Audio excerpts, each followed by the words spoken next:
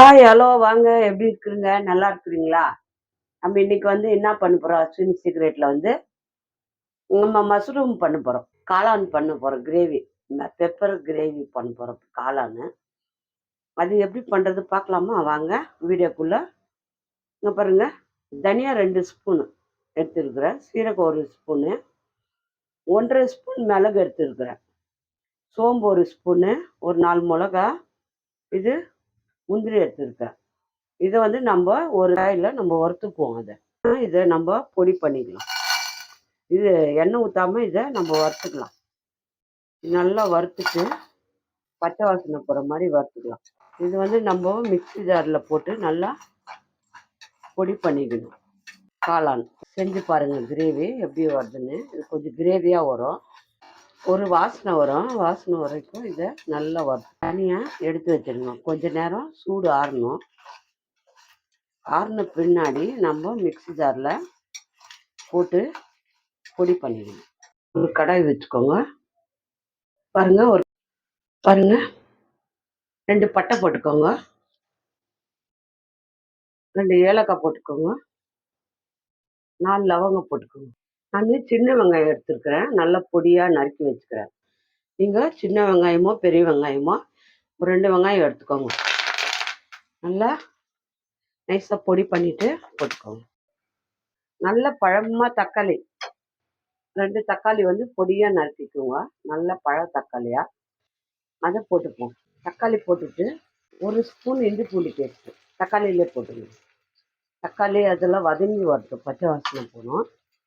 நல்லா தக்காளி இஞ்சி பூண்டு பேஸ்ட்டு எல்லாம் ஒன்றா வதங்கும் போது அது நல்லா பச்சை வாசனை எல்லாம் போயிடும். நம்ம இது கூட கொஞ்சம் சால்ட்டு போட்டுக்கணும். கிரேவிக்கு தகுந்த மாதிரி நம்ம சால்ட்டு போட்டுக்கோம். நல்லா தக்காளி கரைஞ்சிடணும்.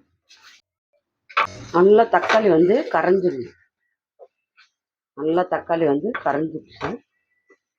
நல்லா கொழுந்து வந்துச்சு. இப்போ நம்ம மஷ்ரூம் போட்டுக்கலாம். பாருங்கள், மஷ்ரூமை நல்லா கழுவிட்டு அதை இதில் போட்டுக்கோங்க. நான் ஒரு 2 பாக்கெட் வாங்கியிருக்கிறேன். நல்லாயிருக்கும். நல்லா மிக்ஸ் பண்ணிவிடுங்க. இதில் தண்ணி இருக்கும். நம்ம தண்ணி ஊற்ற வேண்டாம். கொஞ்ச நேரம் இது வதங்கின பிறகு கொஞ்சம் தண்ணி ஊற்றிக்கணும். கிரேவி வேணும்னா உங்களுக்கு நிறைய தண்ணி ஊற்றிக்கோங்க, இல்லைன்னா வேண்டாம். மட்டன் குழம்பு மாதிரி இருக்கும் டேஸ்ட்டு. இந்த மாதிரி ஒரு வாட்டி செஞ்சு சாப்பிட்டு பாருங்கள் எப்படி இருக்குது. இப்போ பாருங்கள், மிக்ஸியில் அது பொடி பொடின்னு வந்துட்டேன். தனியாக நம்மளாம் வறுத்து வச்சுக்கோங்க இல்லையா, அதை நல்லா பொடி பண்ணுறோம். மிளகெல்லாம் இப்போ அதை அப்படியே கூட கொஞ்சம் மஞ்சத்தூள் போட்டுக்கோங்க. கொஞ்ச நேரம் சிம்மில் வச்சு நல்லா வதக்கி விடுங்க.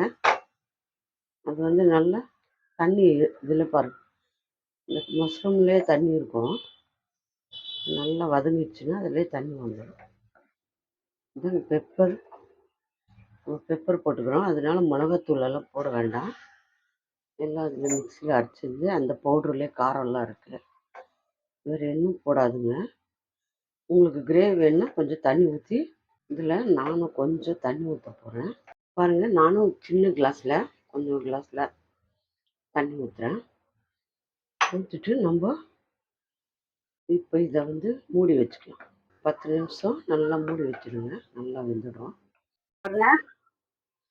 நல்லா கிரேவி சூப்பராக ஆயிடுச்சு. நல்லா வந்திருக்கு. உங்களுக்கு எவ்வளோ கிரேவி வேணுமோ அவ்வளோ நீங்கள் பண்ணிக்கலாம். ரொம்ப நல்லாயிருக்கும்.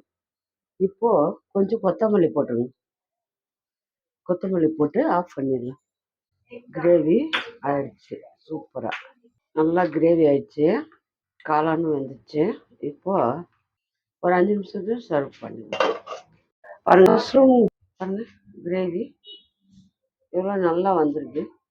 ரொம்ப நல்லாயிருக்கும் கிரேவி. சப்பாத்தி, இட்லி, தோசை, ரைஸு எல்லாத்துக்குமே இது ரொம்ப நல்லாயிருக்கும். இது எல்லாருக்கும் பிடிக்கும்.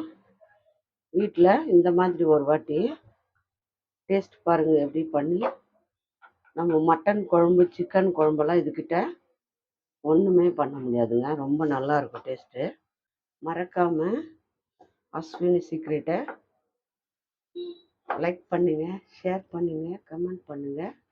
பாருங்க, நம்ம காளான் இது மஷ்ரூம் கிரேவி பெப்பர் போட்டு செஞ்சுக்கிறோம். ரொம்ப டேஸ்ட்டாக இருக்கும். சப்பாத்தி, இட்லி, தோசை எல்லாத்துக்குமே இது நல்லாயிருக்கும். இந்த கிரேவி இது வீட்டில் நீங்கள் செஞ்சு சாப்பிட்டு எப்படி இருக்குன்னு சொல்லுங்கள். நம்ம இன்னொரு டிஷ்ஷில் பார்க்கலாம்.